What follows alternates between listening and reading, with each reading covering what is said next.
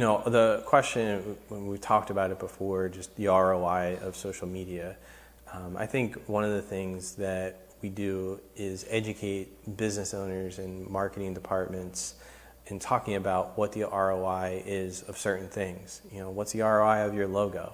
Can you put that into terms?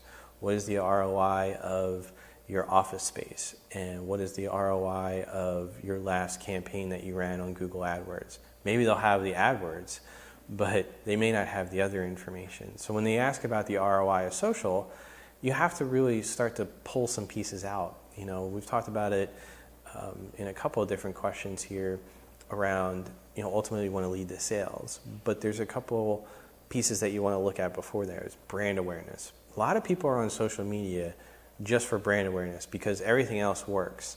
They want to be on social media because they want to continue the conversation or start a conversation. They might have an email campaign that leads them back to a Facebook page rather than the website so that they can see that there's 10,000 people interacting there, so they can have that social proof. So there's a lot of things that factor into ROI. But the main thing is knowing what the ROI is on all your marketing. So if you're sending out postcards, what's the ROI there? So you have a baseline of certain things so you know how much you're spending for those versus how much you're spending on social. Many business owners, I should say, go into social media thinking it's going to be the most cost effective.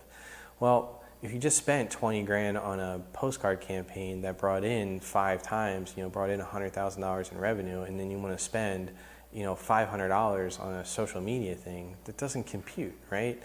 Yeah, there's certain things that you can do that you can get an ROI from a lower budget on social that are more cost effective than running a giant print campaign. But you have to look at those, many times it's not just apples to apples. You're looking at multiple different things.